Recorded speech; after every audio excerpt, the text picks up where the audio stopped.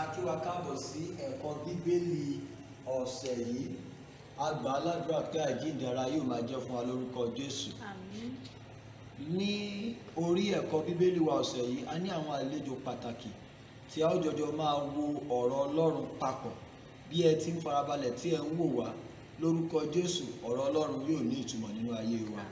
Ní apá àlàáfíà níbí, mo ní ìkànnì àwọn bàbá wa ní Olúwa tí wọ́n jẹ́ ààrẹ fún ẹgbẹ́ Anglican Youth Fellowship ti ẹ̀ka Yewa Diocese.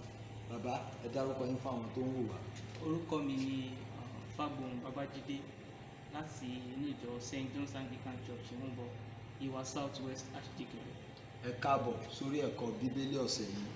Bẹ́ẹ̀ náà ni a ní ìkànnì àwọn màmá wa ní yard ní orí ètò yìí lónìí. Àwọn ni màmá wa láti ìjọ wa tó wà ní Àṣípa.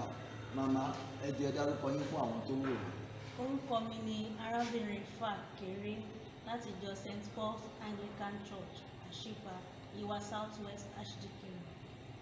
Gẹ́gẹ́ bí a ti ń wo ẹ̀kọ́ ọ̀rọ̀ Ọlọ́run láti ìbẹ̀rẹ̀ ọdún yìí nínú ìwé ẹ̀kọ́ bíbélì wa Májẹ̀mú Ọlọ́run Alààyè, a ti ń wo àwọn ẹ̀ka àkòrí láti ìsọ̀rí kan sí èkejì. Èyí tí a ń wò ní àkókò yìí ni ẹbí àti májẹ̀mú pẹ̀lú Ọlọ́run Alààyè. Orí ọ̀rọ̀ wa òní a ó máa wo ohun tí ẹbí oníwà bí Ọlọ́run jẹ́. A dẹ̀ ní ibi kíkà méjì pàtàkì: ìwé Éfésù orí 5 àti ìwé Éfésù orí 6. Bàbá wa Fágbóhùn, ẹ bá wa ka ìwé Éfésù orí 5 ẹsẹ̀ 21 sí ẹsẹ̀ 24. Ìwé Éfésù orí 5 ẹsẹ̀ 21 ó ní, ẹ máa tẹríba fún ara yín ní ìbẹ̀rù Ọlọ́run. Ẹ̀yin aya, ẹ máa tẹríba fún àwọn ọkọ yín gẹ́gẹ́ bí fún Olúwa, nítorí pé ọkọ ní í ṣe orí aya, gẹ́gẹ́ bí Kristi ti ṣe orí ìjọ ènìyàn rẹ̀, òun sì ni olùgbàlà ará. Nítorí náà, gẹ́gẹ́ bí ìjọ ti ń tẹríba fún Kristi, bẹ́ẹ̀ sì ni kí àwọn aya kí ó máa ṣe sí ọkọ wọn ní ohun gbogbo. Ẹ̀yin ọkọ, ẹ fẹ́ràn àwọn aya yín gẹ́gẹ́ bí Kristi ti fẹ́ràn ìjọ, tí ó sì fi ara rẹ̀ fún un. Ẹ ṣé. Bákan náà, màmá wa arábìnrin Fákéré, ẹ bá wa wo Éfésù orí 6 ẹsẹ̀ 1 sí ẹsẹ̀ 9 yẹn. Ẹ̀yin ọmọ, ẹ máa gbọ́ ti àwọn òbí yín nínú Olúwa, nítorí pé èyí ni ó tọ́. Bọ̀wọ̀ fún bàbá àti ìyá rẹ, èyí tí í ṣe òfin ìkíní pẹ̀lú ìlérí, kí ó lè dára fún ọ àti kí ìwọ kí ó lè wà pẹ́ ilé ayé. Àti ẹ̀yin bàbá, ẹ má ṣe mú àwọn ọmọ yín bínú, ṣùgbọ́n ẹ máa tọ́ wọn nínú ẹ̀kọ́ àti ìkìlọ̀ Olúwa. Ẹ̀yin ọmọ ọ̀dọ̀, ẹ máa gbọ́ ti àwọn olúwa yín nípa ti ara, pẹ̀lú ìbẹ̀rù àti ìwárìrì, ní òtítọ́ ọkàn yín, bí ẹni pé sí Kristi. Kì í ṣe ti àròjúṣe bí àwọn tí ń wu ènìyàn, ṣùgbọ́n gẹ́gẹ́ bí àwọn ẹrú Kristi, ẹ máa ṣe ìfẹ́ Ọlọ́run láti inú wá. Ẹ máa fi inú rere sìn bí sí Olúwa, kì í ṣe sí ènìyàn. Bí ẹ̀yin ti mọ̀ pé ohun rere kóhun rere tí olúkúlùkù bá ṣe, òun náà ni yóò sì gbà padà lọ́dọ̀ Olúwa, ìbáà ṣe ẹrú tàbí òmìnira. Àti ẹ̀yin Olúwa, ẹ máa ṣe ohun kan náà sí wọn. Ẹ máa dín ìbẹ̀rù yín kù, bí ẹ̀yin ti mọ̀ pé Olúwa ẹ̀yin tìkára yín sì ń bẹ ní ọ̀run, kò sì sí ojúṣàájú ènìyàn lọ́dọ̀ rẹ̀. Àti ẹ̀yin bàbá, ẹ má mú àwọn ọmọ yín bínú, ṣùgbọ́n ẹ máa tọ́ wọn nínú ẹ̀kọ́ àti ìkìlọ̀ Olúwa. Èròǹgbà wa lónìí láti sọ ìtumọ̀ ẹbí oníwà bí Ọlọ́run nínú ayé onírúurú, láti fi ìyàtọ̀ hàn láàrin ẹbí àti ẹbí oníwà bí Ọlọ́run, láti ṣe ìdámọ̀ ojúṣe àwọn ará inú ẹbí oníwà bí Ọlọ́run. Nǹkan tí ọ̀rọ̀ Ọlọ́run bá wa sọ lónìí, gbogbo ẹ̀yin tó ń wò wá, ó ní wípé Ọlọ́run fẹ́ kí a mọ ojúṣe wa gẹ́gẹ́ bí ẹbí, àti wípé ètí Ọlọ́run wà fún gbogbo ẹbí kọ̀ọ̀kan tó wà nínú ayé láti ṣe ìfẹ́ òun. àwùjọ ọmọ ènìyàn jẹ́ àfihàn ẹbí. Àwọn ẹbí oníwà bí Ọlọ́run ni ó ń pèsè àwùjọ oníwà bí Ọlọ́run níbi tí àlàáfíà àti ìfọ̀kànbalẹ̀ ti ń jọba. Nígbà tí àwùjọ tí ìwà ìbàjẹ́ ń gbogbo sì máa ń pèsè àwùjọ oníwà ìbàjẹ́ àti ìwà láabi. Ó ń hàn gbangba pé ètò Ọlọ́run láti rí pé gbogbo ará inú ẹbí ní ojúṣe láti ṣe àti ipa láti kó láti lè ṣe àmúwá àwọn àwùjọ tí ó ní àlàáfíà. Pọ́ọ̀lù àpọ́stélì ti sọ ìwọ̀nyí nínú àwọn ẹsẹ̀ Bíbélì tí a kà lónìí. Báwo ni a ṣe lè gbé ìwọ̀nyí jáde láti mú kí ètò Ọlọ́run fún ọmọ ènìyàn di mímú ṣẹ? Àfi kí a bẹ̀rù Olúwa, kí a dẹ̀ ṣetán láti ṣe ìfẹ́ rẹ̀, kí a dẹ̀ ṣetán láti jẹ́ kí ẹbí tiwa kí ó wu Ọlọ́run, kó dẹ̀ jẹ́ ẹbí oníwà bí Ọlọ́run. Láti apá àlàáfíà níbí, má bi bàbá wa arákùnrin Babájídé Fágbòm, báwo ni ó ti lè ṣàlàyé ẹbí oníwà bí Ọlọ́run? Kí sì ni ètò Ọlọ́run fún gbogbo ẹbí? A ó gẹ́gẹ́ bí àwọn ibi tá a ti kà ní síwájú, ọ̀rọ̀ Ọlọ́run jẹ́ kó yé wa pé ẹbí oníwà bí Ọlọ́run jẹ́ ẹbí tí ó mọ Ọlọ́run. Ìyẹn ni àkọ́kọ́. Ìkejì ni pé ẹbí tí ó bẹ̀rù Ọlọ́run àti ẹbí tí ó ń sin Ọlọ́run. Tá bá wo ìbéèrè yẹn, ó pín sí ọ̀nà méjì. Wọ́n ní pé kí sì ni ètò Ọlọ́run fún gbogbo ẹbí? A ní pé ètò Ọlọ́run fún ẹbí ni láti kọ́ ọmọ àti àwọn ìran tó ń bọ̀ lẹ́yìn ní ọ̀nà bí a ṣe ń sin Ọlọ́run. Praise the Lord. Hallelujah. Ọlọ́run ní ète pé kí gbogbo ènìyàn kó mọ ojúṣe rẹ̀ gẹ́gẹ́ bí ará nínú ẹbí àti láti ṣe ìfẹ́ Ọlọ́run alààyè. Báwa Fákéré, ẹ bá wa wo ìbéèrè kejì. Wọ́n ní mẹ́nu bà àwọn ẹ̀ka ẹbí oníwà bí Ọlọ́run àti àwọn ojúṣe wọn. Ẹ ṣé adarí.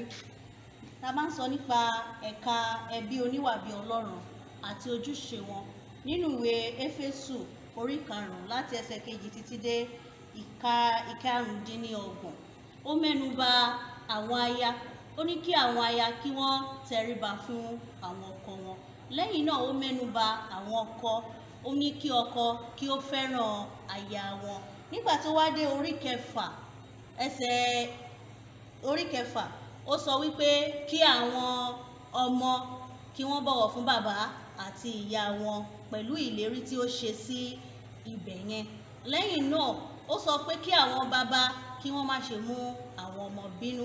Ó tẹ̀síwájú ní ẹsẹ̀ 6 yẹn, ó sọ ojúṣe àwọn ẹrú, kí àwọn ẹrú kí wọ́n sin àwọn olúwa wọn tọkàntọkàn, kí àwọn olúwa wọn bákan náà kí wọ́n sì dín ìbẹ̀rù wọn kù. Ẹ ṣé màmá wa Fákéré, àti wípé kí àwọn olórí, àwọn adarí, àwọn ọ̀gá kí wọ́n dín ìbẹ̀rù wọn kù. Ẹrú tó ń sọ níbẹ̀ yẹn kì í ṣe dandan ẹni tí a mú gẹ́gẹ́ bí ẹrú àti ọmọ ọ̀dọ̀, ṣùgbọ́n àwọn tó ń ṣiṣẹ́ ní abẹ́ wa àti àwọn tá a jẹ́ ọ̀gá lé lórí, ìjẹ́ níbi iṣẹ́ yín ni, níbi okòwò ni, ètò ìjọba ni, ètò ọrọ̀ ajé ni. Ṣùgbọ́n kí gbogbo wa ká ṣe ohun tí ó tọ́ àti ohun tó yẹ láti mú inú Ọlọ́run dùn gẹ́gẹ́ bí ẹbí oníwà bí Ọlọ́run. Ẹ ṣé púpọ̀. Ìbéèrè mi kẹta lọ sí ọ̀dọ̀ bàbá wa Babájídé. Wọ́n ní pẹ̀lú àwọn ìwà ìbàjẹ́ tó hàn dé ní àwùjọ òde òní, báwo ni ẹbí ṣe lè tọ́ àwọn ọmọ wọn ní ọ̀nà ìwà bí Ọlọ́run? Wọ́n dárúkọ òwe orí 22 ẹsẹ̀ 6, sọ pé tọ́ ọmọ rẹ ní ọ̀nà tí yóò tọ̀, nígbà tí ó bá dàgbà tán kì yóò kúrò nínú rẹ̀. Wọ́n dárúkọ ìwé Éfésù orí 6 ẹsẹ̀ 4 tó sọ̀rọ̀ nípa wípé kí àwọn bàbá kí wọ́n ṣe máa ń mú ọmọ wọn bínú, ṣùgbọ́n kí wọ́n máa tọ́ wọn sí ọ̀nà. Wọ́n sọ̀rọ̀ nípa Tímótì kejì orí 3 ẹsẹ̀ 15 níbi tí Paul ti ń fi ẹsẹ̀ rẹ̀ múlẹ̀ wípé kí Tímótì má gbàgbé àwọn ẹ̀kọ́ ọ̀rọ̀ Ọlọ́run tí ó ti ń kọ́ láti kékeré, èyí tí ó lè mú rìn nípa ọgbọ́n. Kí lẹni sọ nípa ìbéèrè kẹta yìí? Praise the Lord. Hallelujah. Tabaníkà ti ibi ẹ̀kọ́ tí àwọn ẹsẹ̀ tí ẹ ti dárúkọ yẹn, tabaníkà ti bẹ̀rù ní pàtàkì ìwé Tímótì kejì orí 3 ẹsẹ̀ 15. Ó ní àti pé láti ìgbà ọmọdé ni ìwọ ti mọ ìwé mímọ́ tí ó lè sọ ọ́ di ọlọ́gbọ́n sí ìgbàlà nípasẹ̀ ìgbàgbọ́ nínú Kristi Jésù.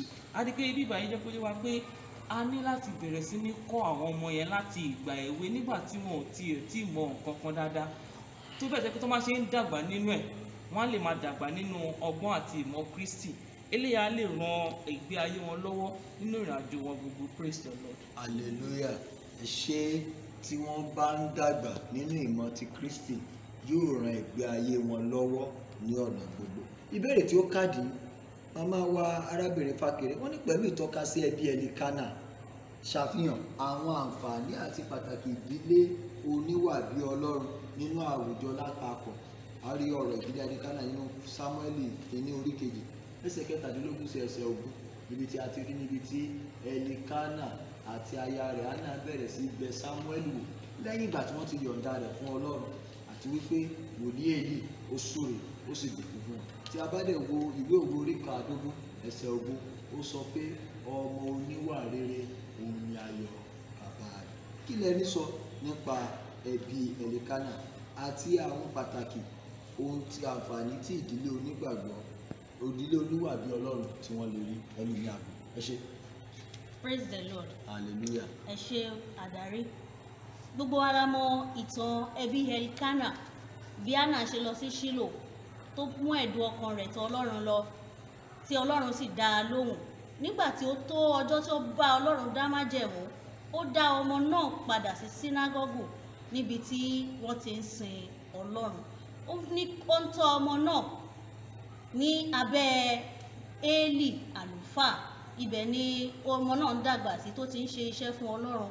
Lóòrèkóòrè ìyá àti bàbá rẹ̀ wọ́n á lọ máa ṣe àbẹ̀wò láti rí i dájú wípé bóyá ohun tó ń ṣe ó tọ́ àbí kò tọ́. Ẹ ṣé màmá wa Fákéré. Bàbá wa Babájídé, ẹ ní nǹkan láti sọ nípa àfihàn yìí àti ẹbí Ẹlikánà. Praise the Lord. hallelujah. Tá bá wo ibẹ̀ yẹn, ibì kan wà tí mo fẹ́ ká mú lókùnkúndùn nínú ìbéèrè yẹn. Ní apá kejì nínú ìbéèrè ó ní pé ṣàfihàn àwọn àǹfààní àti pàtàkì ìdílé oníwà bí Ọlọ́run nínú àwùjọ lápapọ̀. A rí pé lára àwọn nǹkan tó máa jẹ́ àǹfààní tó wà nínú ìdílé oníwà bí Ọlọ́run ni pé kí ni wọ́n máa wà ní ìṣọ̀kan. Praise the Lord. Wọ́n máa wà ní ìṣọ̀kan, wọ́n máa jẹ́ ìdílé tó rẹ ara wọn sílẹ̀ gẹ́gẹ́ bá ṣe rí nínú ìgbé ayé Ẹlikánà àti Hánà. Wọ́n rẹ ara wọn sílẹ̀, wọ́n wà ní ìṣọ̀kan. Kò sí pé bóyá ọkọ ò gbọ́ ti ìyàwó, ìyàwó ò gbọ́ ti ọkọ, láti lè mú ìlérí àti ẹ̀jẹ́ wọn ṣẹ fún Ọlọ́run. Praise the Lord. Ẹ ṣé. Ìparí ètí Ọlọ́run fún gbogbo ẹbí ni láti pèsè kí wọ́n sì ní ààyè tí àlàáfíà wà, kí wọ́n sì ní ààyè tí àlàáfíà wà. Nítorí náà gbogbo ará inú ẹbí Kristẹni ní láti tẹ̀síwájú nínú ojúṣe Kristẹni wọn kí wọ́n sì bá a lè ní ipa Kristẹni tí yóò ní àtúbọ̀tán rere ní àwùjọ. Tí oníkálukú bá ṣe ojúṣe tó yẹ kó ṣe, tí bàbá ṣe ojúṣe rẹ̀, tí ìyá ṣe ojúṣe rẹ̀, tí ọmọ ṣe ojúṣe rẹ̀, tí àwọn ọmọ ọ̀dọ̀ tàbí àwọn ọmọ ìkọ́ṣẹ́ tàbí àwọn ọmọ tó ń ṣiṣẹ́ lábẹ́ èèyàn kan tàbí èkejì, tí gbogbo wa bá ṣe ojúṣe wa, orílẹ̀ Nàìjíríà yóò dára lónìí. Ìwọ gẹ́gẹ́ bí ẹnìkan tó ń wò mí yìí, ṣé ò ń ṣe ojúṣe rẹ gẹ́gẹ́ bí ọmọ, gẹ́gẹ́ bí ọkọ, gẹ́gẹ́ bí aya, gẹ́gẹ́ bí ẹni tó jẹ́ ọ̀gá tàbí tó wà lábẹ́ ọ̀gá kan? Nítorí náà Ọlọ́run yóò ràn wá lọ́wọ́. Ètí Ọlọ́run ni tí o bá pera rẹ ní onígbàgbọ́. Fún ìrònú, gbogbo ayé yóò di paradíṣe tí àwọn ìdílé bá dìde tí wọ́n sì gba ìwà bí Ọlọ́run mọ́ra. Lẹ́ẹ̀kan sí, fẹ́ dúpẹ́ lọ́wọ́ bàbá wa ààrẹ àwọn ẹgbẹ́ Anglican Youth Fellowship ní Yewa Anglican Diocese, Mr. Jídé Fágbòmí. Ẹ ṣé, ẹ káàbọ̀. A fẹ́ dúpẹ́ lọ́wọ́ màmá wa Mrs. Fákéré láti ìjọ wa St. Paul's Anglican Church Àṣìpa. Ẹ ṣé o, oore ọ̀fẹ́ Ọlọ́run yóò máa tó fún wa. Lápapọ̀ ẹ jẹ́ ká wo ẹsẹ̀ àkọ́sórí wa. Sámúẹ́lì kẹ́ni orí 2 ẹsẹ̀ 20. Élì súre fún Ẹlikánà àti aya rẹ̀ pé kí Olúwa kí ó ti ara obìnrin yìí fún ọ ní irú ọmọ nípa ìbéèrè náà tí ó béèrè lọ́dọ̀ Olúwa. Wọ́n sì lọ sí ilé rẹ̀. Ẹ ṣé o, orúkọ mi ni Ọpẹ́olúwa Ògúnlẹ̀yẹ.